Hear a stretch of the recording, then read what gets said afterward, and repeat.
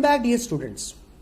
यार ये जो वीडियो रिकॉर्ड होने जा रही है ये कॉम्प्लेक्सेस के ऊपर है, उनकी ज्योमेट्रीज के ऊपर है, उनकी नॉमेनक्लेचर के ऊपर है और कुछ एडिशनल चंद एक प्रॉपर्टीज शायद मैं डिस्कस करूं।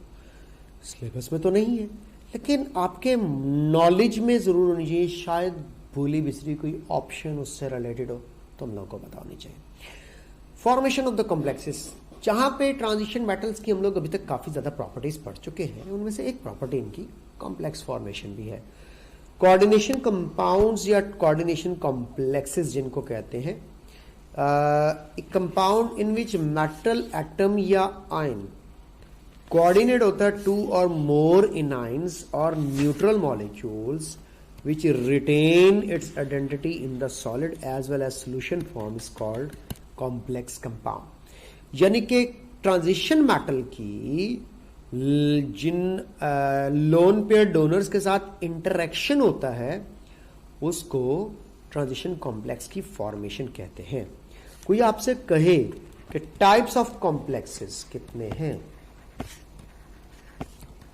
टाइप्स ऑफ कॉम्प्लेक्सेस, तो मैं साथ साथ एग्जांपल्स डिस्कस करता रहूँगा।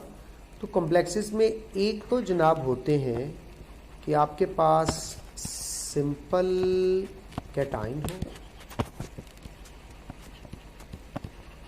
और उसके साथ कॉम्प्लेक्स एनाइन लगा हुआ, एक तो ये होते हैं, ठीक है बेटा। इसी के साथ एक होता है, ऑपोजिट कर दें कि कॉम्प्लेक्स कर देते हैं कैटाइन और सिंपल कर देते हैं एनाइन। एग्जांपल मैं भी आपके सामने रख देता हूँ। एक तो ये कॉम्प्लेक्सेस के टाइप्स होती हैं। फॉर एग्जांपल सिंपल कैटाइन का मतलब मैं कहता हूँ यार 3 सोडियम लगा देते हैं, आयरन, इसके साथ 6 साइनाइड लिगेंड लगा देते हैं, तो ये आ गया हमारे पास कैटाइन सिंपल। और ये रहा एनाइन, ये कॉम्प्लेक्स, क्योंकि इसके ऊपर जो है सोडियम की बेस पर देखें तो -3 चार्ज बनता है। और इस तरफ आ जाए, इस तरफ मैं अब आपके सामने कोबाल्ट के साथ अमोनिया अटैच कर देता हूँ 2। इसी तरह कोबाल्ट के साथ अगर मैं 2 अटैच कर देता हूँ वाटर मॉलिक्यूल्स, ऐसे कर लेते हैं, H2O 2 अटैच कर देते हैं और साथ में मैं सल्फेट अटैच कर देता हूँ। तो ये देखो, ये रहा कॉम्प्लेक्स कैटाइन, क्योंकि इस पर +2 चार्ज है, क्योंकि सल्फेट के -2 को बैलेंस करना था। तो ये हमारे पास 2 टाइप्स की आ गई। इसके अलावा क्या कॉम्प्लेक्सेस न्यूट्रल भी हो सकते हैं बगैर चार्ज के? बिल्कुल, जिस तरह निकल टेट्रा कार्बोनाइल बगैर चार्ज के भी हो सकता है। इसी तरह मैंने एक जगह पे पढ़ा था कि दोनों कॉम्प्लेक्स भी हो सकते हैं, यानी कि complex cation and complex A9 दोनों हो सकते हैं। इसकी आगे जाके एग्जांपल आएगी वो जब मैं आइसोमेरिज्म पढ़ाऊंगा। तो कॉम्प्लेक्स कैटाइन और कॉम्प्लेक्स एनाइन वाला भी कॉम्प्लेक्स हो सकता है। इससे पहले कि हम कॉम्प्लेक्सेस की तरफ जाएं, कुछ इंपॉर्टेंट टर्म्स का जानना बेहद जरूरी होगा। कौन कौन सी टर्म्स? कॉम्प्लेक्स आयन क्या भला होती है? Electrically charge species in which metal atom और simple cation coordinated to 2 or more anions or neutral molecules and which retain its identity in the solution is called complex ion। ये देखो, ये है complex ion, ये आपके सामने complex ion, ठीक है बेटा। सोल्यूशन में जाके भी इसी तरह ही एग्जिस्ट करता है। इसके आयनाइजेशन के बाद भी यही स्टेज मौजूद होती है। मजे की बात बताऊं, ये जो ट्रांजिशन मेटल होती है ना, ये इलेक्ट्रॉन पेयर एक्सेप्टर होती है, इसको मैं आगे जाके बताऊंगा। इसको लेविस एसिड का नाम देते हैं। और ये जो साइनाइड होते हैं, ये लिगेंड्स जो होते हैं, इलेक्ट्रॉन पेयर डोनर होते हैं, ये लेविस बेस का काम करते हैं। ये बात आपके नॉलेज में होनी चाहिए, बल्कि होगी। लेविस एसिड और लेविस बेस। अब कॉम्प्लेक्स आयन का पता चल गया। अब मैं आसान अल्फाज में बताता हूँ। कॉम्प्लेक्स आयन का मतलब होता है सेंट्रल मेटल प्लस लिगेंड और उसके साथ पड़ा हुआ चार्ज ±n। ये है कॉम्प्लेक्स आयन। पहले पे आ गई जगह, ओके हो गया। यानी कि सेंट्रल मेटल प्लस लिगेंड को विद आयन कॉम्प्लेक्स आयन कहते हैं। यूँ समझ लो coordination sphere with charge is called complex ion, so simple. Cationic and anionic complex बता दिया, दो टाइप्स के होंगे, पॉजिटिव चार्ज भी हो सकता है और नेगेटिव चार्ज भी हो सकता है, no need of further detail. Central atom और आयन जो कि ट्रांजिशन मेटल होती है, जिसका काम इलेक्ट्रॉन पेयर एक्सेप्ट करना होता है, और ये जैसा कि मैंने बोला लेवस एसिड का काम करेगी। Oxidation number of central metal या आयन आप लोगों ने याद रख लेना है, वार्नर थ्योरी के मुताबिक इसको प्राइमरी वैलेंसी का नाम दिया जाता है। प्राइमरी वैलेंसी यानी कि सेंट्रल मेटल की ऑक्सीडेशन स्टेट जो होती है वो प्राइमरी वैलेंसी कहलाती है, और ये इलेक्ट्रॉन्स के रिमूव करने की बेस पर बनती है। आपको सेंट्रल मेटल की ऑक्सीडेशन स्टेट फाइंड करने का फॉर्मूला बताऊं, तैयार हो? चल, क्या याद करेगा? किसी भी कॉम्प्लेक्स में सेंट्रल मेटल ऑक्सीडेशन स्टेट निकालनी हो, क्या करना पड़ेगा? ये इज इक्वल टू होती है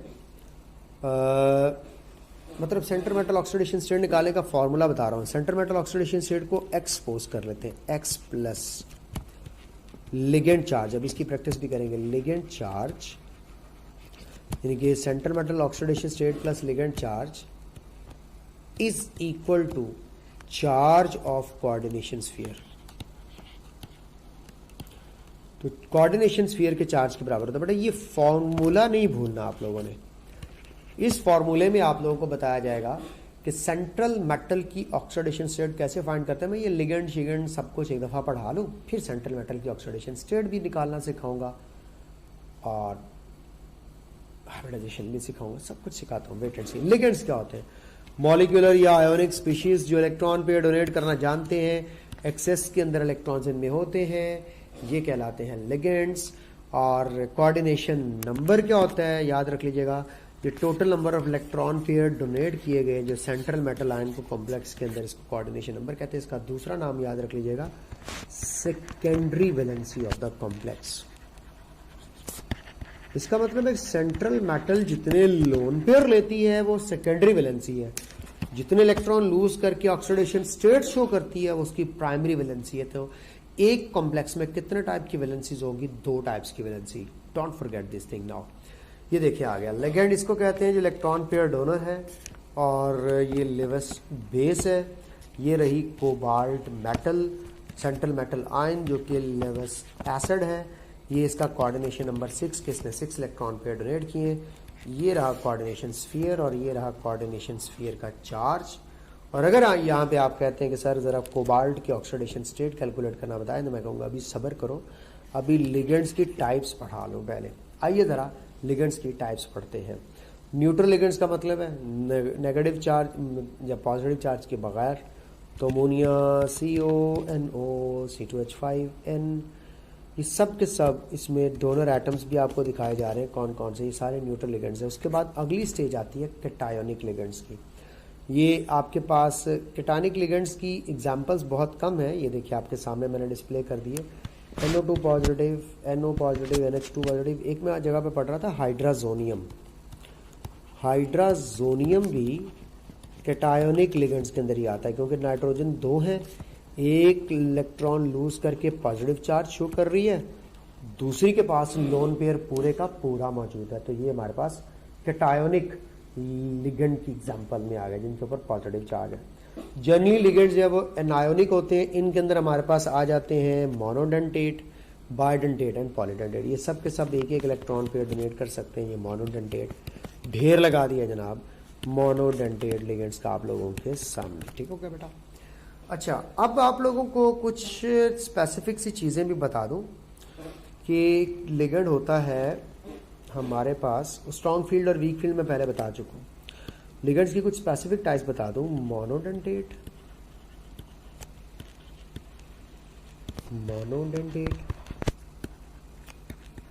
बाइडेंटेट और इसी तरह होते हैं पॉलीडेंटेट।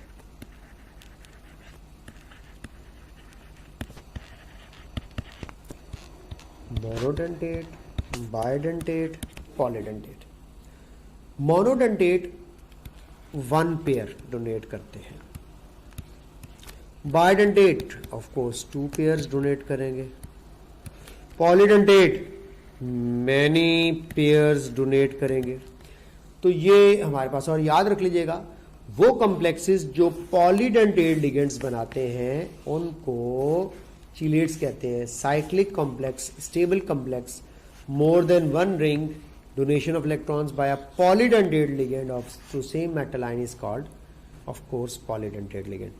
ये आपके सामने इस वक्त मैं ऑक्सैलेट बना रहा हूँ, एक ऑक्सैलेट इधर है, दूसरा ऑक्सैलेट इधर है, ये मिलकर के प्लाटिनम को 4 इलेक्ट्रॉन पेयर डोनेट कर रहे हैं और डाई कार्बोक्सिलेट प्लाटिनेट बन रहा है। और आपको आपके सामने डाई ऑक्सैलेटो प्लाटिनेट 2 आयन, ये नेम कैसे रखते हैं इसके ऊपर भी बाद में बात करते हैं। इसके कोऑर्डिनेशन स्फीयर के ऊपर इस वक्त आप लोगों को -2 चार्ज दिख रहा होगा। ये बेटे आप लोगों के पास ट्रांजिशन कॉम्प्लेक्सेस के अंदर चीलेट्स के बारे में इंफॉर्मेशन थी कि एक्चुअली व्हाट आर चीलेट्स, चीलेट्स क्या होते हैं, ठीक है। इस चीज़ को आप लोगों ने भूलना नहीं है, इसको अच्छे तरीके से ज़हन में रख लेना कि व्हाट आर चीलेट्स एक्चुअली, ठीक है। अगली बात जो मैं आप लोगों के साथ शेयर करना चाहता हूँ वो क्या है, इसमें अब आप लोगों ने 2 चीज़ों का खास ख्याल रखना है कि मोनोडेंटेट लिगेंड्स की एग्जांपल्स पूछी जा सकती हैं, सायानाइड, हाइड्रोक्सल, क्लोरो वगैरह, ये सब मोनोडेंटेट लिगेंड्स हैं। इसी तरह मैं सल्फेट लिख देता हूँ, मैं कार्बोनेट लिख देता हूँ आप लोगों के सामने -2। इसी तरह मैं आप लोगों के सामने फॉस्फेट लिख देता हूँ -3। तो ये हमारे पास जो है वो इसमें ज़रा 2 से ज़्यादा आ जाएंगे, इसको इरेज कर देता हूँ। मैं यहाँ पे लिख सकता हूँ कोई भी बायोडेंटेट इस तरह कार्बोक्सिलेट, ठीक है, ये कार्बोक्सिलेट, ये बायोडेंटेट लिगेंड्स में आ जाएंगे। EN जो है ना, EN एक लिगेंड अक्सर लिखा जाता है EN, इसका मतलब होता है बेटे इथाइलिन डायमीन। ये मैं आपको बता दूं, EN अक्सर बच्चे पूछते हैं, ये देखो इथाइलिन डायमीन, ये भी बायोडेंटेट लिगेंड है नंबर 1। इसके अलावा पॉलीडेंटेट लिगेंड की ढेर सारी एग्जांपल्स हैं। फॉस्फेट 3 इलेक्ट्रॉन पेयर डोनेट कर सकता है। इसके अलावा एक लिगेंड है EDTA, ethylene diamine tetra acetate. आगे पता नहीं इसका स्ट्रक्चर बना हुआ है नहीं बना हुआ, नहीं स्ट्रक्चर नहीं बना हुआ। अगर आप स्ट्रक्चर देखना चाहें मैं आपको दिखा दिए, मैं आपको प्राइमरी और सेकेंडरी वैलेंसी का कॉन्सेप्ट दे चुका हूँ कि कोऑर्डिनेशन नंबर सेकेंडरी वैलेंसी है, ऑक्सीडेशन स्टेट जो है वो प्राइमरी वैलेंसी है। हो तब आपको बताना चाह रहा था पॉलीडेंटेट लिगेंड EDTA का स्ट्रक्चर दिखा देता हूँ, क्या याद रखोगे, ethylene CH2 diamine NH tetra acetate.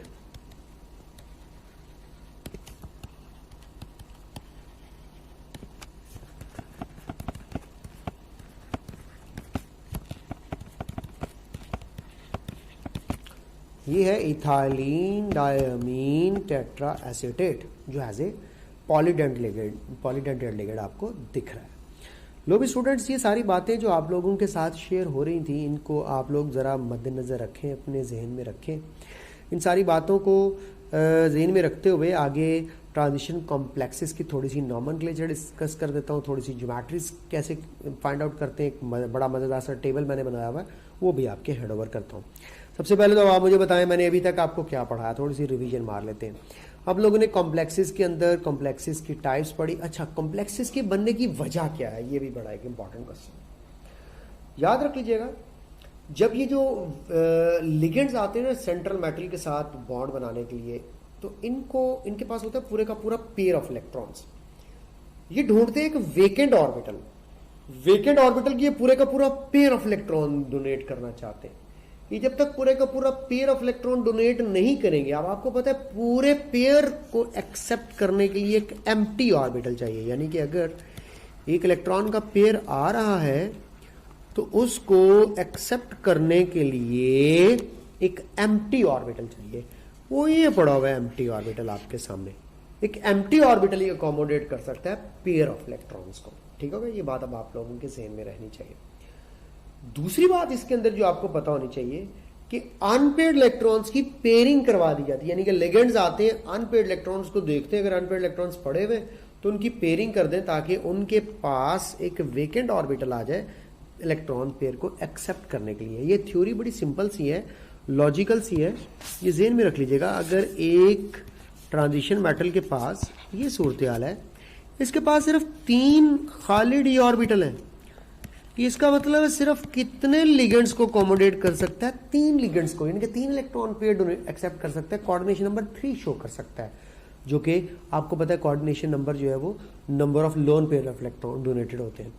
बच्चों ने कहा कि सर अभी वो आपने ट्रांजिशन मेटल की ऑक्सीडेशन स्टेट कैलकुलेट करने का तरीका बताना था कि यहाँ पे प्लाटिनम की ऑक्सीडेशन स्टेट 2 कैसे है। आइए जरा ये भी लगे हाथों सीख लो यार, फिर अब काम शुरू तो हुआ ही है। फॉर्मूला था x plus ligand charge is equal to charge of coordination sphere, charge of coordination sphere। कोई कॉम्प्लेक्स उठाते हैं यार, फॉर एग्जांपल मैं कहता हूं Na3 FeCN6, that's it। what is the oxidation state of iron? what is the primary valency of iron? what is the primary valency? what is the secondary valency? Primary valency का मतलब oxidation state, secondary valency का मतलब coordination number. 2 तरह के ज्यादातर सवाल आते हैं। ऑक्सीडेशन स्टेट का फॉर्मूला पड़ा हुआ है x प्लस लिगेंड का चार्ज देखना है। साइनाइड -1 चार्ज के साथ 6 लिगेंड्स हैं, -6 करोगे इज इक्वल टू सम किसके इक्वल रखना? Charge on the sphere. यार ये चार्ज ऑन द स्फीयर कैसे पता चलेगा? ये जरा सोडियम से पूछते हैं। सोडियम कहती है भाई मुझ पर +1 चार्ज है। सोडियम कहती है 3 सोडियम लगे हुए हो, तो पता क्या बनता है? +3। तो +3 को बैलेंस करने के लिए यहाँ पे क्या पड़ा होगा? -3 पड़ा हुआ होगा। ठीक है बेटा। तो इस कॉम्प्लेक्स में कोऑर्डिनेशन स्फीयर पर कितना चार्ज हुआ? -3 चार्ज हुआ। ये जरा देख लेते हैं। x plus -6 is equal to -3। यहां से x यानी कि सेंट्रल मेटल की आप ऑक्सीडेशन स्टेट पता चला सकते हैं। x -6 is equal to -3, x is equal to -3 plus 6 is equal to +3। तो ये रही आयरन की +3 ऑक्सीडेशन स्टेट। डायरेक्ट भी अब आप कैलकुलेट कर सकते हैं कि x plus ligand charge is equal to charge on the coordination sphere कर दो, और यहाँ पे 6 साइनाइड 6 इलेक्ट्रॉन पेयर डोनेट करेंगे तो कोऑर्डिनेशन नंबर बना 6, सेकेंडरी वैलेंसी बनी 6, ऑक्सीडेशन स्टेट बनी +3, प्राइमरी वैलेंसी बनी +3। तो मैंने आपको प्राइमरी वैलेंसी भी बता दी, सेकेंडरी वैलेंसी भी बता दी, ऑक्सीडेशन स्टेट भी बता दी, ऑक्सीडेशन नंबर भी बता दिया, चिलेट्स के बारे में भी बता दिया। नॉमेनक्लेचर की चंद एक बातें पढ़ लेते हैं।